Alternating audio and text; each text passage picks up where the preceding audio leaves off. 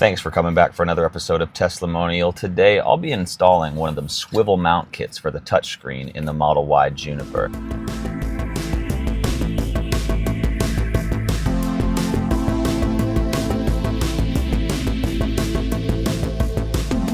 Just another guy on a Tesla. I bet you think I'm rich.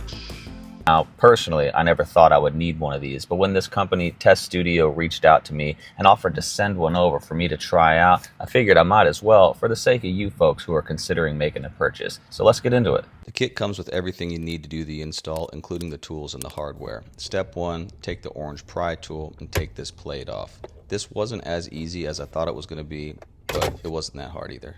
Next step is removing the wire harness that connects to the air cabin temperature gauge. Use a small flathead screwdriver if you've got one to click in this latch. Sometimes this will come right out real easy, but I had to use my screwdriver to kind of twist back and forth between the plug to get it to separate.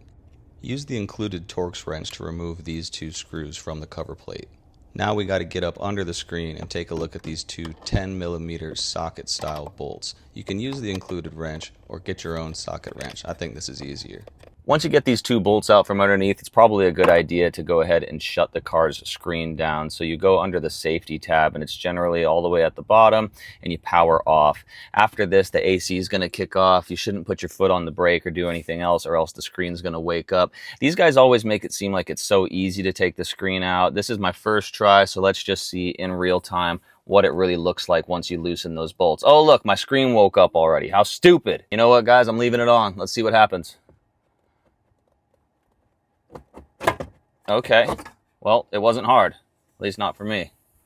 You don't want to pull this out hard, you don't want to damage the cables, and I'm pretty sure the easiest way for me to do this is going to be to fully rotate the screen, find some protective padding, because you've got to get a convenient way to access some of these screws that are back here. The instructions manual says to take out these two screws before unplugging the wire assembly, but I'm pretty sure if I unplug the wires first, that next step's going to be a lot easier, so that's the route I'm going to take. It says we can use the little crowbar tool to get the main wire out, so let's give it a try. I'm just going to kind of find that little tab, push it in, and pull back, and it looks like that one came out pretty easy. The other one looks a little bit more, let's just say, uncertain. Let's take a look and make sure we're not going to do anything silly here. We do have to get this white guard off. Hold the wire from here, come in from the side with the little yellow pry tool. Push in. All right, that's it, baby. The screen is out, but I've still got to take off this back piece. Now to take out these two pesky screws, there's one on this side and then there's one on this side here. So from here, they want us to take the swivel bracket. Notice that there's a little L on this side and that the L should be on the left side. So we're going to just take this and basically put it into position. And after you get this in place, you're going to have to put on this little trim piece for the bottom. You take your cables and you route them through, and then you find a way to make sense of this. You'll figure it out. You can put these bad boys back in. Getting close. It's time to start plugging things in. Obviously, this pink cable is going to go back in the pink slot, and this gray one's going to go back in the black one. So I don't know if I'll be able to film this part easily enough for you, but we'll get the job done. Probably should have the screen the right way.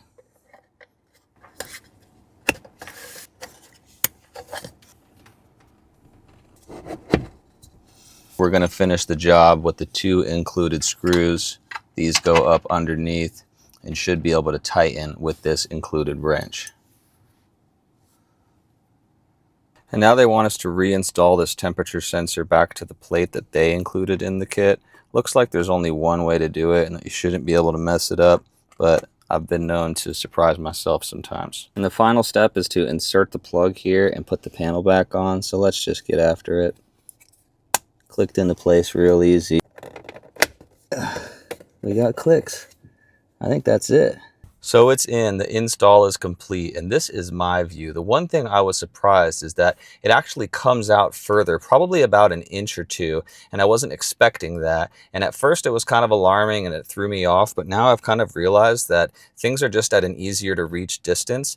None of my ability to see the icons is impeded. I don't know how it looks on the camera. It looks like about how the way I see it. I can still see the car icon, I can still see the air conditioning, I can still do everything, and it feels like shifting will be a little bit easier.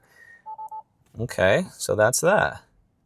Well, I'm done with the install, and I'd say my overall take is that it's nice but not necessary. It definitely sets the screen out a few more inches, which was surprising, and I'd say it's good and bad. It's good for functionality's sake because it's easier to touch the buttons. It's kind of bad because it sort of throws off the aesthetic. So again, this is a feature that I never needed, but now that it's in here, I think I'm going to keep it. And if you're interested in something like this, you can check out TesStudio's website. If you like these tiny little modifications for Teslas, you ought to consider following my channel. I hate asking for subscribers, but at the least you could give me a little bit of a like. And if you made it this far in the video, I always appreciate a nice little comment down below. It always puts a smile on my face to see that I've got a couple folks here watching at Teslamonium.